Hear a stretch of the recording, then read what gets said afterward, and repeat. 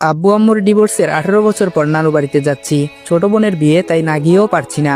আম্মুর উপরে রাগ থাকতে পারে, কিন্তু বোনের উপর নেই। তাদের ডিভোর্সের পর আমাকে আব্বু তার কাছে রেখে দেয়। আর তরি একদম ছোট ছিল বলে আম্মু তরিকে তার সাথে নিয়ে যায়। দীর্ঘ 18 বছর তাদের সাথে কোনো প্রকার যোগাযোগ নেই। তরির বিয়ের খবরটা কোথায় পেলাম সেটা পরে বলছি। হঠাৎ ড্রাইভার বাস থামালো। যাত্রীরা সবাই একটু থমকে গেল। এটা তো লোকাল বাস না, তাহলে বাস থামিয়ে যাত্রী নিবে কেন? আমি ছোটবেলা থেকে একটু ঘাড়তেরা টাইপের, একটু বদমেজাজি আর ঘাড়তেরা।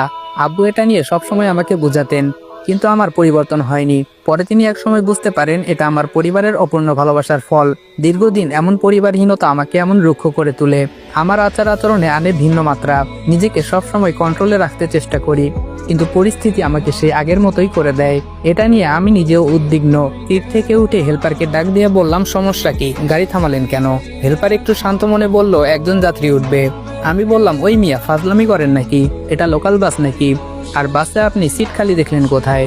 হেল্পার আমার কথার উত্তর দিতে দিতেই বাসে যাত্রী উঠে গেল। ড্রাইভারও গাড়ির সামনের দিকে অগ্রসর করলো।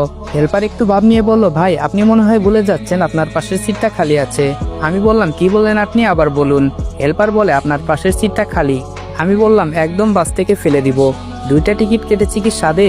হেল্পার বলে, ও ভাই সরি, মনে নেই। আমি হেল্পারের দিকে একটু রাগী দৃষ্টিতে তাকিয়ে আমার সিটে এসে বসলাম। একটা হাঁটু অপর সিটে তুলে রাখলাম। ঢাকা টু খুলনার জার্নিটা মোটেও কম না। নিজস্ব গাড়ি নিয়ে আসতে পারতাম, কিন্তু এত দূরের জার্নি দুষ্কর হয়ে যাবে।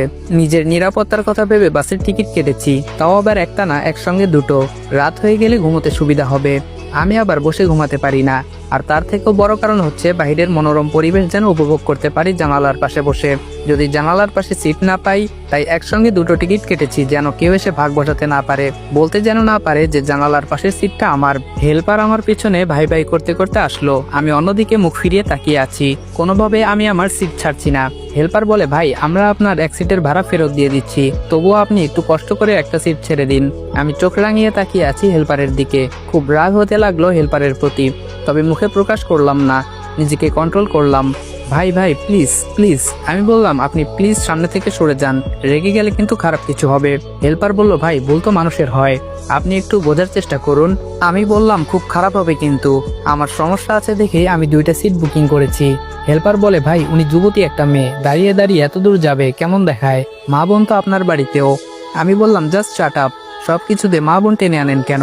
যান সামনে থেকে। আমার ধমক খেয়ে চলে গেল সে। আমি অন্যদিকে তাকিয়ে আছি। আমার সিটের পাশে কারো উপস্থিতি টের পাচ্ছি। সিটের উপর হাত রেখে দাঁড়িয়ে আছে। বুঝতে বাকি নেই, অনাকাঙ্ক্ষিত যাত্রী। সে যেই হোক, আমার সিট ছাড়তে আমি অসম্মত। আমি একবার মেয়েটার দিকে দৃষ্টি দিলাম। দেখে মনে হচ্ছে কোনো কলেজের